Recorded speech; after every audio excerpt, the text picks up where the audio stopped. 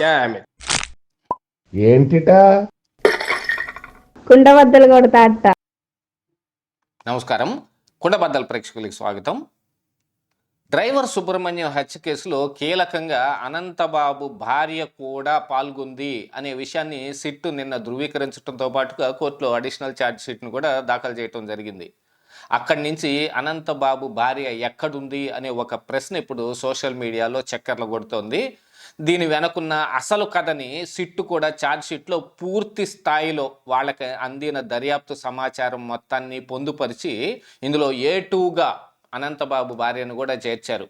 అనేక రకాలైన కట్టుకథల తరువాత ఇప్పటికీ A2గా ఆవిడని చేర్చడం జరిగింది. ఈ కేసులో ఆవిడ పాత్ర ఎంత ఉంది అని సిట్ ఏ రకంగా ధృవీకరించింది, ఎలాగ తెలిసింది, దానికి అవసరమైన సీసీ కెమెరా ఫుటేజీలు కూడా సిట్ దగ్గర ఏమున్నాయి అనేది ఈ వీడియోలో నేను మీకు పూర్తిగా వివరాలు అందించే ప్రయత్నం చేస్తాను. వీడియో నచ్చితే ఖచ్చితంగా లైక్ చేయండి, అలాగే 10 మందికి షేర్ చేయండి.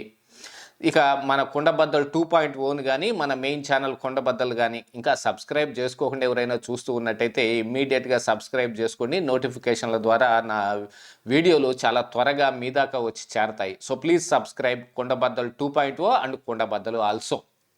ఇక అసలు విషయానికి వస్తే ఇప్పుడు సోషల్ మీడియాలో కానీ బయట కానీ ఒక చర్చ విపరీతంగా నడుస్తుంది, అనంతబాబు భార్య ఎక్కడుంది అని. గతంలోనే ఈవిడని ప్రశ్నించే అవకాశం ఉందని, ఈవిడని విచారిస్తారు అని మీడియాలో వచ్చిన ఒక కథనాలన్నీ కానీ పోలీసుల ద్వారా లీక్ అయిన సమాచారాన్ని కానీ పెట్టుకొని మరి ఆవిడ హైకోర్టులో ఒక ఇంటర్మ్ బెయిల్ తెచ్చుకున్నారు. ఆ రోజు నుంచి ఆవిడ కనిపించటం లేదు అనే ఒక పుకారైతే విస్తృత స్థాయిలో చర్చ నడుస్తోంది. ఇక ఈ అంశంలో ఈ సిట్టు కూడా దర్యాప్తులో A2గా మరి అనంతబాబు భార్యను కూడా చేర్చారు. మొగుడు పెళ్ళాలు ఇద్దరు కలిసే ఆ పని మొత్తం చేశారు. ఎక్కడి నుంచి అనంటే ప్రీ ప్లాన్ దగ్గర నుంచి మరి ప్లాన్ని అమలు చేయటం, ఆ తరువాత సాక్ష్యాధారాలని తుడిచివేయటానికి జరిగిన ప్రయత్నం. ఇందులో అనంతబాబు అయితే గతంలోనే ఆల్రెడీ అరెస్ట్ అయ్యి జైలుకి వెళ్ళాడు. తిరిగి వచ్చేటప్పుడు ఏదో స్వాతంత్ర సమర యోధుడు వస్తున్నట్టు, వియోధాను యోధుడుని బయటకు వదిలినట్టుగా ఒక కలరిచ్చి మరీ వైసీపీ నాయకులు అతన్ని ఇంటికి తీసుకొచ్చారు. ఇందులో అనంతబాబు గతంలోనే ఈ సుబ్రహ్మణ్యం హత్యకు నేనే కారణం అని కూడా ఒప్పుకున్నాడు. ఒప్పుకున్న తర్వాత కూడా ఈ అసలైన మరి వ్యవహార శైలి ఎలా జరిగిందనేది మొత్తం సిట్టు తేల్చాల్సిన అవసరం ఉంది కదా. దానికోసం వాళ్ళు దర్యాప్తు చేస్తూ ఉన్న సమయంలో అనంతబాబు భార్య మీదకి అనుమానాలు రావటం మొదలుపెట్టాయి. అసలు అప్పుడు కానీ అర్థం కాలేదు అనంతబాబు ఇది నేనే చేశానని ఎందుకు ఒప్పుకున్నాడు అనే దాని మీదట. అప్పుడు వాళ్ళ గవర్నమెంట్ ఉంది కాబట్టి ఎలాగైనా తప్పించుకోవచ్చు అనే ఒక దీన్ని పెట్టుకొని ఎమ్మెల్సీగా ఉన్నాడు కాబట్టి ఆయన ఒక డ్రామా ఆడాడు అని అందరూ అనుకుంటే విస్తుపోయే సంచలనమైన నిజం ఈ రోజున బయటకు వచ్చింది. ఇందులో భార్య పేరు ఎక్కడా రాకుండా ఆయన అనేక రకాలైన జాగ్రత్తలు పడ్డాడు. కానీ కూటమి అధికారంలోకి వచ్చిన తర్వాత కేసును తిరగదోడటం కానీ, దాని మీద మళ్ళీ ఒక సిట్టుని నియమించటం కానీ, ఇప్పుడు గవర్నమెంట్ తరపున కూడా ఒక మంచి లాయర్ని కూడా నియమించటం కానీ, ఈ ఇత్యాది వ్యవహారాలన్నీ చేరి ఇప్పుడు ఆ దళితుడైన సుబ్రహ్మణ్యం కుటుంబానికి న్యాయం చెయ్యాలి అనే ఒక దీంతో ఇప్పుడున్న కూటమి ప్రభుత్వం విస్తృతంగా ప్రయత్నం చేస్తుంటే సిట్టు అసలైన ఆధారాలు మొత్తం ఇప్పుడు పట్టుకొచ్చింది. ఇందులో అనంతబాబు భార్య ఆ రోజున ఈ సంఘటన జరిగిన రోజున 3-4 దఫాలుగా ఆవిడ డ్రెస్సులు మార్చుకొని తిరిగిన అంశాలు కానీ, ఆ రోజున ఆవిడ చెప్పిన అబద్ధం తాను ఎక్కడున్నాను అనేది పోలీసులకు ఇచ్చిన సమాచారంలో, నేను వాళ్ళకి సంబంధించిన ఒక బంధువులు ఎవరో హాస్పిటల్లో ఉంటే చూడటానికి వెళ్ళాను అని చెప్పిన దానిలో కూడా వీళ్ళు మొత్తం నిగ్గు తేలిస్తే అలాంటి బంధువు ఎవరు ఆ హాస్పిటల్లో లేరు అనే విషయం తెలిసింది. ఇక ఆ తరువాత మరి వాళ్ళు అద్దెకుంటున్న ఆ ఫ్లాట్లో ఎవరైతే ఉన్నారో ఫ్లాట్ కింద ఉండే ఈ వాచ్మెన్ కూతురు దగ్గరికి వెళ్ళి ఒక బలమైన పొడువాంటి కర్ర కావాలి అని అడిగిందనే విషయాన్ని కూడా బయటకు తీయటం జరిగింది. వారి దగ్గర లేకపోయిన బట్టి ఏదో ఒక కర్ర ఇవ్వమని వాళ్ళని ఒత్తిడి కూడా చేసిందని, ఆ తరువాత వేరే ఎక్కడ సమకూర్చుకున్నారో ఏం జరిగిందో తెలియదు. కానీ ఇప్పుడు ఈ సుబ్రహ్మణ్యం చావుని మాత్రం ఒక రోడ్డు యాక్సిడెంట్గా వాళ్ళు ఒక మసిపూసి మారేడుకాయ చేసే ప్రయత్నం చేసి శవాన్ని ఇంటికి డోర్ డెలివరీ చేసి వచ్చారు. ఇంటి దాకా తీసుకెళ్ళి అక్కడ పెట్టేసి రావటం జరిగింది. అప్పుడే కదా డోర్ డెలివరీ కూడా చేయగలిగిన మొనగాళ్ళు వీళ్ళు వైసీపీ నాయకులు శవాలని అనే ఒక పేరు కూడా వాళ్ళకు వచ్చింది.